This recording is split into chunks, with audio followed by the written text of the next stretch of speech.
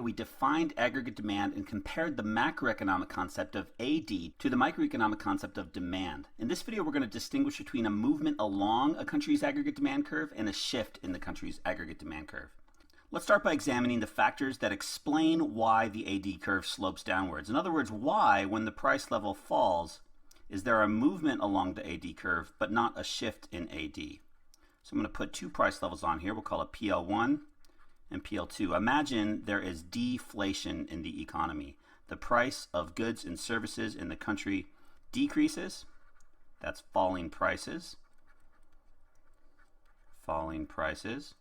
And as a result, the quantity of real output demanded by all the different stakeholders demanding American goods and services increases. So we move from point A to point B along our aggregate demand curve. So what are the reasons why there will be a greater quantity of output demanded at lower price levels and a smaller quantity of output demanded at higher price levels? There are three explanations for this phenomenon. The first is what we call the wealth effect. The wealth effect says that as the average price level of goods and services in a country falls, people's real wealth increases. In other words, the value of their assets increases. As people feel wealthier, they tend to demand a greater quantity of goods and services. It works in reverse as well. If the average prices of goods and services are rising, people feel poorer. Even if their incomes stay the same, they're going to feel poorer because the purchasing power of their wealth, or how many goods and services a particular amount of money can buy, decreases. Therefore, households reduce the quantity of goods that they buy. The second explanation for the inverse relationship between the price level and the quantity of real output demanded is what's called the real interest rate effect. This has to do with how banks respond to changing prices. If the price level in the economy is rising, banks, which make loans to households and firms for consumption of durable goods and to purchase capital equipment, banks will respond to rising prices by raising the interest rate they charge their borrowers. Of course, banks are looking out for their own self-interest. So as prices rise, banks have to compensate for the higher prices in the future by expecting a higher rate of return on the money that they loan out to borrowers.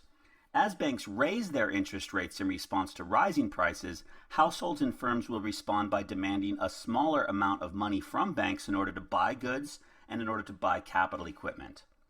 If the average price level is falling in the economy, banks will lower the interest rate in order to encourage more borrowing, and as they do so, there will be a greater quantity of consumption and investment by households and a greater quantity of real output demanded. Finally, we have what's called the net export effect. This explains how foreigners will respond to changing price levels in the home economy.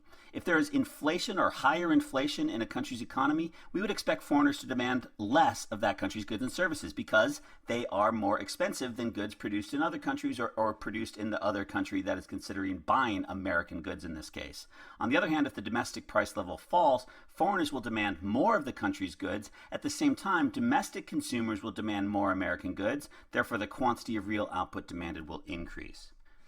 The wealth effect, the real interest rate effect, and the net export effect explain why aggregate demand is downward sloping. They explain why we would move from point A to B when price levels fall in the United States economy and move from point B to A when price levels rise in the American economy.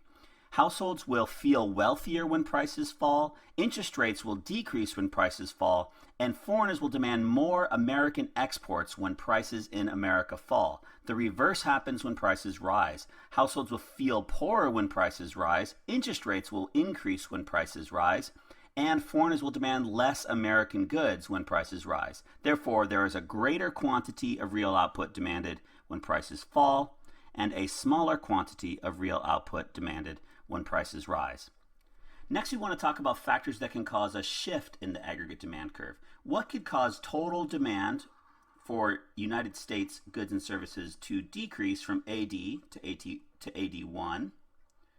And what could cause total demand for American goods and services to increase from AD to AD2? Well, this has to do with the components of aggregate demand that were introduced in the previous video.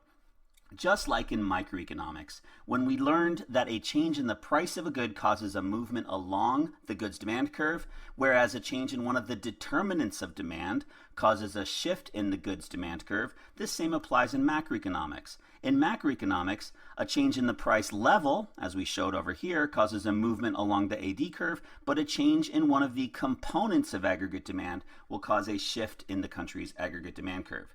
So for example, if consumption increases, this would cause a move from AD to AD2.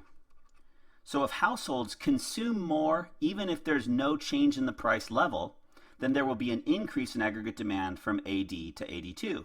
However, if households consume less, there will be a move from AD to AD1. So what could cause consumption to change? Factors that affect the level of household consumption include changes in the rate of taxation, changes in consumer feelings or consumer confidence, changes in the level of income or the level of employment among households in the country. These are factors that can cause aggregate demand to increase or aggregate demand to decrease. In other words, shift outwards to AD2 or shift inwards to AD1. Let's talk about investment. Of course, the same thing is going to apply for investment. If there is an increase in investment in the country, if businesses buy more capital at every price level, then AD will increase to AD2. If there is a decrease in investment, in other words, the purchase of capital, equipment, and technology by businesses, then AD will decrease from AD to AD1.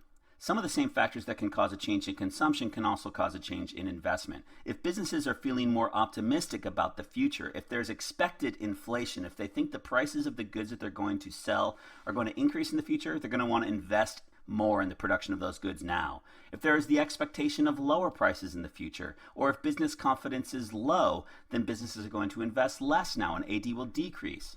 If interest rates change, aggregate demand will change. If interest rates increase, businesses will find it less profitable to invest in capital equipment now, therefore investment will fall and AD will decrease from AD to AD1. If interest rates decrease, businesses will find it more profitable to invest in capital equipment now, and aggregate demand will increase to AD2.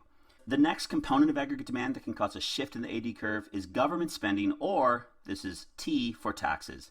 If taxes decrease, so I'll say if taxes decrease, we're going to expect to see an increase in consumption and investment because businesses and households will want to spend more, and this would cause an aggregate demand to shift outwards. If taxes increase, the opposite will happen. If government raises the tax rate, we'd expect to see consumption to fall and investment to fall, causing aggregate demand to decrease. Government spending has a direct effect on aggregate demand. If government spending increases, let's say the government invests more in military technology or infrastructure, this will cause aggregate demand to increase. If government spending decreases, we would see a decrease in aggregate demand and a shift to the left of the curve itself. Finally, we have changes in XN, which is net exports. This measures the amount spent on exports by foreigners on a country's goods minus the amount spent on imports by domestic consumers of a country's goods. So if there is an increase in exports, ceteris paribus, assuming all else is held constant, aggregate demand will increase. If there is a decrease in exports, all else equal, aggregate demand will decrease. Now we could also isolate imports. If there is an increase in imports, if a nation's households spend more on imported goods, then all else equal, aggregate demand will decrease. This is a leakage from the country's economy. Buying imports stimulates a foreign country's economy, not the domestic economy. So there's less spending on domestic goods when there is more spending on foreign goods. If import spending decreases, ceteris paribus, all else equal, aggregate demand will increase because we assume that the nation's households are buying more domestically produced goods if they're buying fewer imports. So some of the factors that can cause changes in exports and imports, this has to do with factors like exchange rates. That's the value of a currency in terms of another currency. If the exchange rate falls, a country's goods become cheaper to foreigners, therefore exports would increase and imports would decrease. This could also be impacted by foreign incomes. If foreign incomes are rising, then U.S. goods will become more attractive to foreigners and net exports will increase in the United States. On the other hand, if foreign incomes are falling, then U.S. goods would become less attractive and aggregate demand would decrease in the United States. So to summarize, we've got the factors that can shift AD out. This could be an increase in consumption, an increase in investment by businesses, an increase in government spending, or a decrease in taxes. and an increase in exports or a decrease in imports. The factors that can cause aggregate demand to decrease include a decrease in consumption, a decrease in investment, a decrease in government spending, or an increase in taxes, and a decrease in exports or an increase in imports. So in this video, we've distinguished between what can cause a movement along the aggregate demand curve from point A to point B. That's a change in the price level, which is explained by the three effects: the wealth effect, the real interest rate effect, and the net export effect. Then we moved on to the factors that can shift aggregate demand. Shifts in aggregate demand are caused by changes in consumption, investment, government spending,